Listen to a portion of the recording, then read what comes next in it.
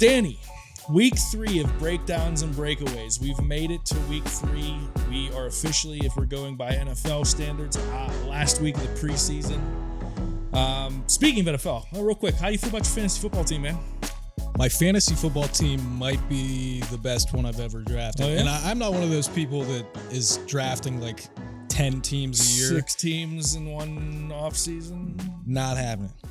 One team per year, okay? So you're like the, the sheet of integrity when it comes to March Madness. You've got the fantasy football team of integrity. Exactly. All right, I like it. My whole thing with it here is like, the joy I get out of fantasy sports obviously is being like, yeah, I managed a good team, whatever. But the majority of it for me is when you're sitting down on the couch on Sunday and you're not watching the Steelers, well, let's make these games a little more interesting by rooting for your guys. If you have, I found even 2 teams, that just completely ruins it for me. So I'm keeping it strictly to one. I have 6 teams this year and I didn't plan on having 6 teams. I just kept saying yes, and it just happened that I had 6 teams. But I'm pretty happy with them. I mean, the odds are in my favor. I got to do good in at least one league, right? You should really work on your ability to start saying no to people. I really should. But anyways, let's talk hockey because they're not here to hear about fantasy football. They want to hear what you've got to say about Bryan Rust this week. Last week, we talked about the power play and how Riley Smith was going to affect the power play unit, how Riley Smith was going to affect the top 6. And I think everyone knows that you are a proponent of Ricard Raquel being on Sid's wing rather than Bryan Rust, moving Bryan Rust with Evgeny Malkin. So I kind of wanted to dig into that a little bit more today and get your opinions on Bryan Rust. And, are you high on Rust? Are you low on Rust? What's your expectations based on what you've broken down and what you've seen? I'm just going to put it out there now. I do think Bryan Rust is going to have a bounce back year. I don't really have any numbers to support that. I just think that the type of player he is, you could see he had some droughts last year. And I think that if, assuming everyone's healthy, with this top 6, I think the odds are in his favor to not have as many spells without production. But that's an opinion based on, very minimal look into analytics and numbers. Where are you at on Bryan Rust? Before I even get into that, maybe we should define what a bounce back season would look like, because that's fair. I think everyone would agree that as a whole, his last season was a bit of a disappointment for him. He wasn't awful. No, he wasn't awful. He wasn't terrible. He wasn't some, on a Mikael Granlund or Jeff Carter level where he's an anchor out there. So what, in your eyes, would a bounce back look like? I want to see him go back to form where, you could depend on him for high 20s in goal scoring, where even if you're getting low 20s, it's more spread out. One thing that getting ready for this episode, I noticed that he did have a few empty net goals, and he did have a lot of, he did have some contributions on the power play. So I'm not looking at hardcore numbers in points, assists, and goals as much as I'm looking for his 5-on-5 contribution to the team, because I think that's where it dipped the most. So I want to see, maybe even if it's close to the same numbers at the end of the season, I'd like to see a more even spread throughout the season and an even spread more towards 5-on-5. I think that's pretty fair, and I think part of what went into the perception of the season that he had last year was, quite frankly, there were stretches where beyond just the goals weren't coming in. I could pull up a few clips. One that really sticks out in my mind in particular, the Penguins, I believe it was a relatively early season game in Columbus, and it was like a bonkers game where the Blue Jackets came out storming over the Penguins, and the Penguins came back and scored a bunch of goals late and won. Anyway, during the first period of that game, the Penguins were on the power play, and Rust was kind of working his way down the right wall near the circle, and he kind of just pulled up and threw a bank pass off the wall, assuming that somebody was going to be there. Yeah. And there was, actually, no, I have this backward. It was Letang. It was Letang who made this pass because he thought Rust was up top. Rust was kind of up top, But not where Letang thought he was. But not where Letang thought he was. My issue with the play is that I don't think Rust had all that great of a chance of getting back to that puck anyway. Okay. But he just straight up didn't try to get to that puck, right? Yeah. And the Jackets went down the ice and scored on a full ice breakaway. The reason I bring that up is because I think almost every player, unless you're Connor McDavid, is going to go through goal scoring droughts. You're going to go through point droughts. Absolutely. That's just the nature of the beast. Even the best goal scorers, the best point producers, that happens to them. My thing is that when he's not putting goals on the board, not putting points on the board, we need better from him as far as how he's impacting the team and make it like the effort there on that play specifically in Columbus. Like, it just wasn't good enough. And maybe I'm jumping the gun a little bit with this here, but I felt, especially over the past couple seasons, that, well, let me even back that up here. When Russ came up, what kind of player was he? High motor, constantly moving, fast, getting the spots quick, effort. I mean, I hate to use the hockey terms, but yeah, he was a Sullivan kind of guy. Right. And nowhere in there did you say he was a great shooter, he was a great playmaker, the best skater in the world. Over the past couple of seasons, because Russ did end up establishing himself as a top six forward and someone who could produce at a strong rate, and he's even got a point per game season under his belt, although it was a shortened season. But I felt over the past couple of years, since he kind of established himself as that kind of guy, that he's kind of taken himself away from a lot of the qualities that initially made him an effective NHLer. Okay. And what I mean by that is basically everything that you just mentioned. Now, he still does all of those things, but I don't know that it's at the top of his list like it was when he first came up. And because he established himself as someone who is stapled to Sidney Crosby, because he established himself as someone who's playing on the Penguins' top power play unit, as I swat this fly out of my face, because of that, I think he's tried to... And again, I don't necessarily blame him for that, because if you are a staple in a top six or you're someone who's relied on to produce, obviously you're going to try and do those things rather than making sure you're, I don't know, digging pucks out of the corner in your own end kind of thing as frequently. But I've just felt that Rust at times is trying to be a skill player that he simply is not. And I think that when he isn't putting goals on the board or putting points on the board, that's in turn hurting his overall performance. Yeah, and I think that the way that he did contribute points-wise morphed the expectations of the organization and the fan base as well. I think when we as fans see one or two of those seasons, now we start to think, okay, this is who he is. And we forget that what got him to the NHL was actually not that. And that, look, when you're playing every night with Sidney Crosby and Evgeny Malkin, if you have any talent, you're going to benefit from that. And so I think that you're 100% right. I think him getting back to what made him such a productive player is going to be important. One of the things, though, that I think Russ does really well is play that we talked a lot last week about Riley Smith and his transition game, and I think that there's a lot to be said when Rust is on his A game about his as well, playing that trailer role. Yeah. A lot of the times you'll see whoever he's rushing with will carry the puck in, take a shot, and he's there to clean up a rebound, or he'll come, maybe a step or two behind them, get that pass and kind of find that open ice that has been made because he's coming in after. That's where I think he was productive last season.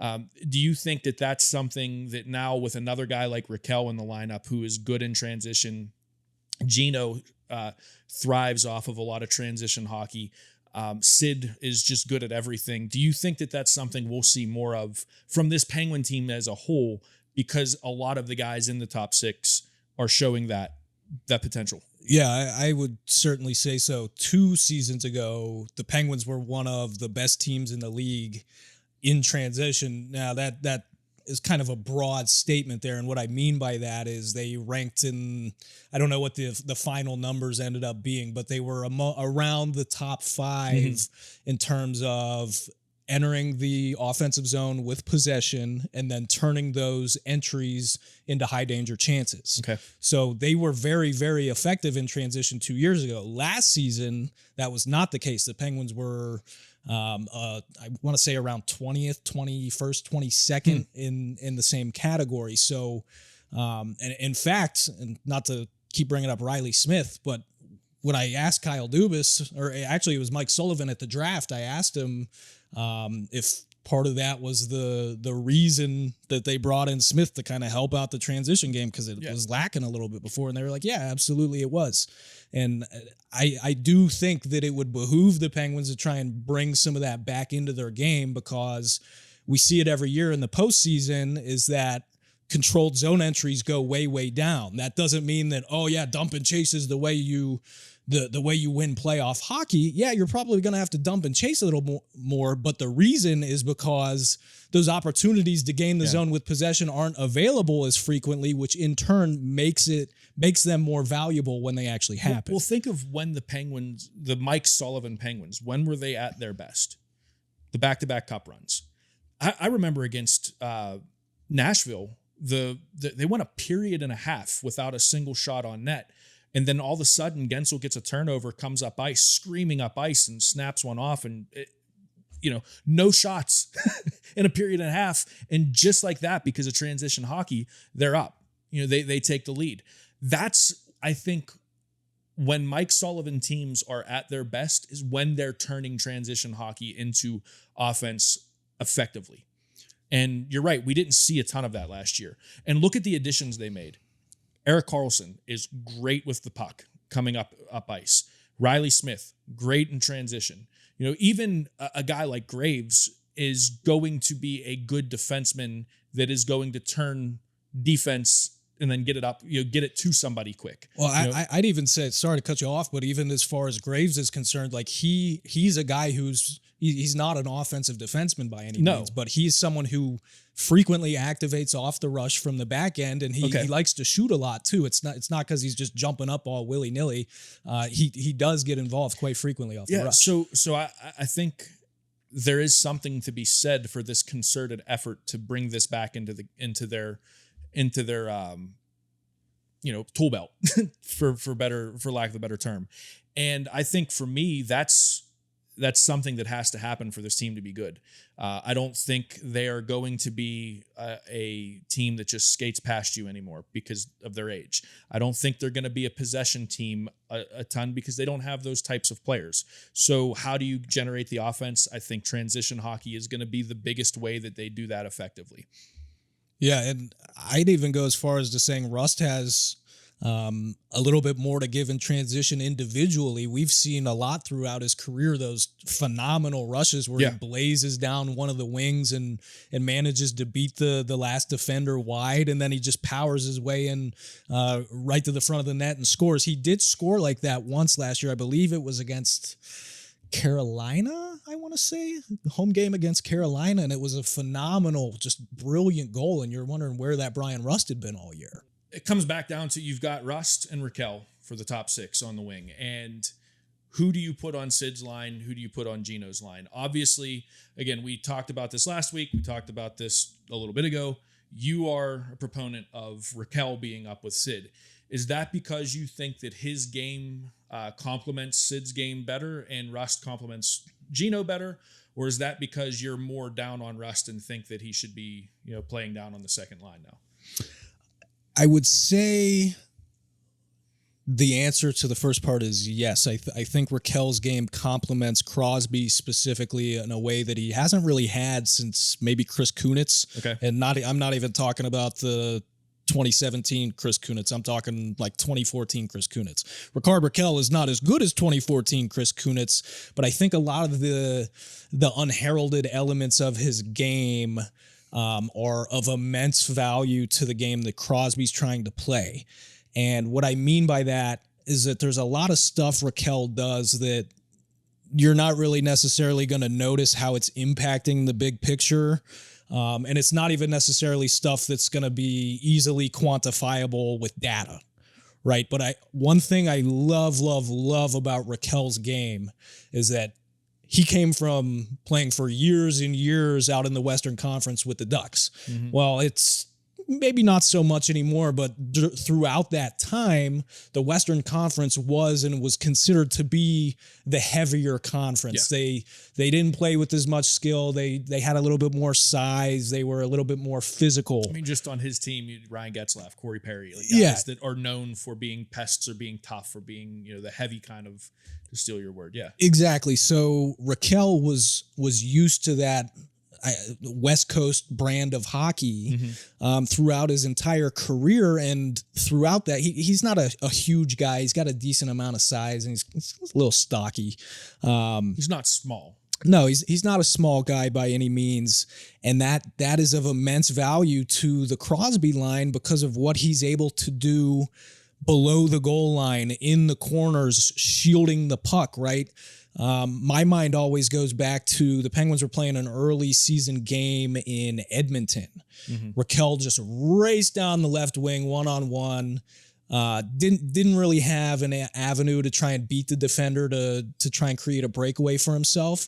So he just baited the defender straight into the corner. Like Raquel purposely put himself in an awful spot with his chest facing directly to the corner. And then at the last second, he let the guy kind of put some contact into him. And as that's happening, he spun around and fired a no-look pass. I believe it was to Crosby. It might have been Gensel, but I believe it was Crosby who was sitting wide open on the back door right there. Again, I'm not saying this is a Rust problem, but it was the kind of play that Rust doesn't make. Rust is not the kind of guy who opposing teams really have to worry about as a physical presence. And I'm not saying, big bad, like lighting up hits, crushing guys through the glass. It's not really what I mean, but Raquel's physicality and his size out there, you have to respect it a little bit because he can make you pay, because he will establish dominance at the front of the net, and he's got a really good and active stick there to deflect or tip pucks. But then if he's down low and he's got guys on him, he can handle a guy or two that are pressuring him and still maintain his balance and his posture and make plays through that. Rust, on the other hand, as I talked about in our first segment, is trying to play, or a lot of the time is trying to play more of a skillful game that doesn't necessarily entail taking that contact effectively and still moving on from there. So that's part of it. Another thing is that Raquel is a phenomenal shooter. Maybe the best on the Penguins. And I know that hasn't really borne out in if you're looking at his actual finishing numbers versus if you're comparing like his expected goal generation to his actual goal generation. In fact, the past couple of years before the Penguins acquired him, his finishing had been in the toilet. Regardless of the actual finishing element of that, I remain that the dude has a wicked shot.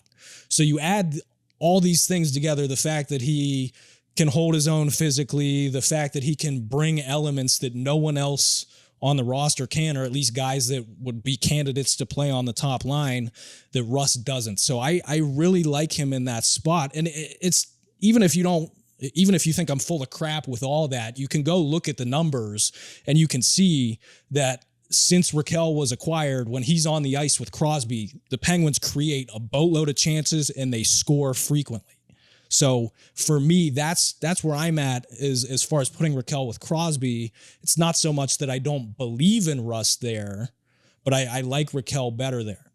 So the next question I would have off of that, does Bryan Rust bring something to the table for Gino that Raquel doesn't, maybe? Yeah, I mean, a lot of the tenacity and like energy qualities that you described Rust as earlier, I think he gets back to that a little bit when he's playing with Malkin. Okay. And because he knows Malkin's not going to be playing that grindy game that Crosby might. Right. It's a different style. Yeah. It's a different style. And in fact, last year, as much as I'm tooting the horn to play Raquel with Crosby, last year when the season started, they had Raquel with Crosby and Rust was with Malkin. The Malkin line was actually better than the Crosby line, and they were actually one of the best lines in the entire league at controlling play. So why we talked about this last week that Sid likes to play with Rust.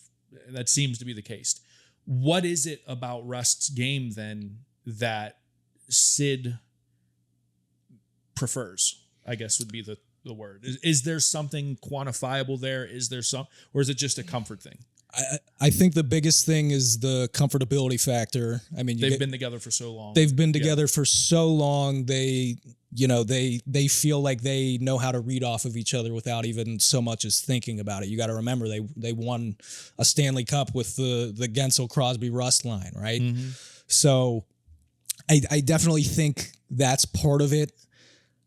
But you also got to remember, during that time, that's when Rust was still playing the way that we wanted, or at least that we're talking about him. Sure. He was still playing that way at that time. So, it might just be a matter of Crosby thinking that he can get back to that game. And I also don't know that players are necessarily analyzing themselves or their teammates in the fashion that we do. I've had success with him. I want to keep right. I've had success with him in the past. I'm familiar with him. I feel like I know what he's going to do, and I feel like he knows what I'm going to do, and that's going to make us effective. And it might simply end it right there. Now it's funny because earlier in the conversation, I had said that the Penguins aren't built to be a possession team.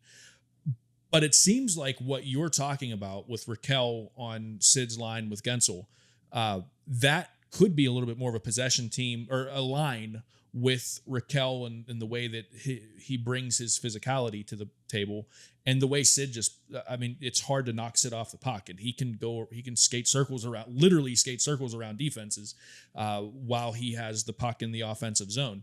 So I think a best case scenario here, if I'm hearing you explain this, is you put Raquel with Sid and Gensel, and now you have a little bit of that possession game with the first line. Then you put Rust with Evgeny Malkin and Riley Smith. All three of them are really good in transition. Now you have that second line that can turn defense into offense in a blink of an eye. And you can kind of start to manipulate games based on those two lines and let the third and fourth line just kind of piece in where they need to be. Yeah, and then I think that kind of ties into the broader question here of, are the Penguins, as constructed, are the Penguins good enough to compete for a Stanley Cup? We talked about this on the very first episode. My answer right now is, if a few things fall in line for them, one of the most important things is that, one, they stay healthy, because we talked about how they don't have anybody in the bottom six that is really a great candidate to jump up when injuries hit. But it's so important not only for them to stay healthy, but to be as effective as we know both those lines are capable of being, because we don't know where that depth scoring is going to come from. I don't think we're going to see a lot of goals from Lars Eller and Matt Nieto. Yeah, they'll take care of business defensively, but I think the thought process there was that, all right, we're going to have two lines that we know can score and put the puck in the net and create quality offense. And then we're going to have two lines that we know can take care of business defensively. Whatever else offensively comes of that, great. And we're going to hope that Erik Karlsson back on the blue line is going to make up for whatever we're missing offensively from that bottom six. So we can see there that if all those things go according to plan, yeah, they'll have the offense, they'll have that possession game where they need it, but it's all about it actually happening. There's not a ton of wiggle room. There's not a ton of wiggle room. For me, what I'm interested to see with this Penguins team is exactly what you're saying. Does somebody step up on the bottom six? But how they manage minutes with the top six. Because we know now, like we had this conversation with Erik Karlsson and Chris Letang, that they're able to manage minutes now on the defensive side of the ice. You don't have to have one of Letang or Karlsson play over 30 minutes, because if you just deploy those two correctly, their pairings correctly, that third pairing is going to be used sparingly, right?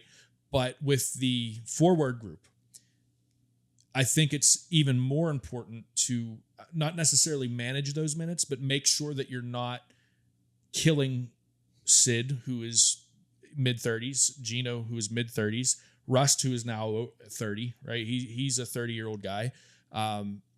Raquel isn't a spring chick. He's not young. So now you've got some age in this forward group, in the top 6 especially. You have to have that bottom 6 figure it out so that by game 70 of the season, Sid, Gino, Rust, Raquel, they're not worn down and useless in the playoffs. Yeah, and I think there's a decent case to be made that Crosby and Malkin specifically were a little worn down last year. Because I would not disagree with that at all. Yeah, I mean, the end of the season, I don't know exactly what the numbers are, but I know if you look at just a games played and points produced, Crosby was below a point per game the last several weeks of the season. It was the first time both Crosby and Malkin played a full 82-game season, and then you got to throw in the added burden of fighting for your postseason lives literally every night, and no one else is going to do it for you. I'm sure they were worn down. Yeah. And is Erik Karlsson and all the other additions, are they going to be enough to lessen that burden? I think they'll lessen the burden to the degree where we're not going to get to game 80 and be wondering if the Penguins are going to make the playoffs. But what happens another 2 weeks after that when the postseason does start? Yeah, and I think this whole conversation really highlights the importance of a fast start, a strong start for this team. If this team struggles out the gate and puts themselves in a position to fight for their playoff lives in March and April, or end of March, beginning of April, it's going to be tough. But if they can set themselves up early to now manage minutes and kind of, not give, we talked about this, not give guys breaks, but to use people correctly all across the lineup. They really enhance their chances in the playoffs, I think. So normally, the dog days of winter are kind of like, no one really, we just got to get through February. We just got to get through January. Mm-hmm. The Penguins need to take every single one of those games seriously. They really do if they are going to make a playoff run. Yeah, getting off to a hot start is super important. You'll hear players and coaches alike say it all the time. It's like the games in October count the exact same as the ones in March and April. But in this particular circumstance with this particular hockey team with their age, the games in October might mean more than the games in February. Yeah, no doubt. And especially when you consider that 5, 6, 7 of those games are not even going to have Jake Guentzel either. Mm-hmm. So it's going to be tough, man. It is. It's going to be an interesting start to the season for sure. And I'm really intrigued to see what they do with Rust and Raquel, because I think you have made a very good argument for Raquel on Sid's line and Rust on Gino's line, but we know what this team likes. So I don't know how it's going to shake out. They've done both. It'll be interesting to see what Sullivan does. I think that's it for today. I don't think we need to go. No, the only thing I'll add is that I realized I never really answered your initial question of whether I'm bullish or bearish on Bryan Rust. I think I'm just somewhere in the middle. Okay. Legitimately. Like I'm Take not the easy road. I like it. I'm not super down on him to the point where I think the contract he received last offseason was a mistake and that the Penguins are screwed because he's a guarantee to be in the top 6. I don't think that's the case at all. I would say I'm probably more bullish just because I think that with the addition of Riley Smith, who I think complements this top 6 better than Zucker did, I think that he's going to inherently just kind of, I think all 5 of the other guys are going to benefit from that. I also think that, this conversation we had about transition hockey, I think that lends itself to being a help for Rust. And if they do put him with Malkin, I do think that he's going to play better on Malkin's wing than he would on Sid's wing. I think if you combine all of those, I just think the odds are better to see him produce more than they are to see him produce less. And I think he's still got a year or 2 window for that to happen at his age. So, and as far as his contract goes, I know we said we're wrapping up. The salary cap's going up next year by at least $4 million, and then the year after that it'll probably be the same. I'm not worried at all about Rust's money. Like I don't think that anyone should be worried about Rust's money. He's not taking up a big percentage of the cap, and he's not going to moving forward. So I don't get that argument that they paid him too much. I mean, they paid him about what for his production, what they should have paid him.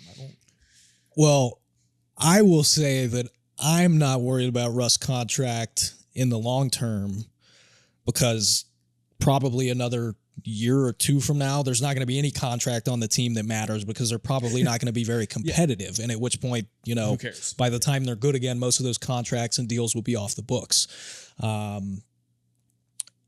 My thing, I feel like I've said my thing a lot.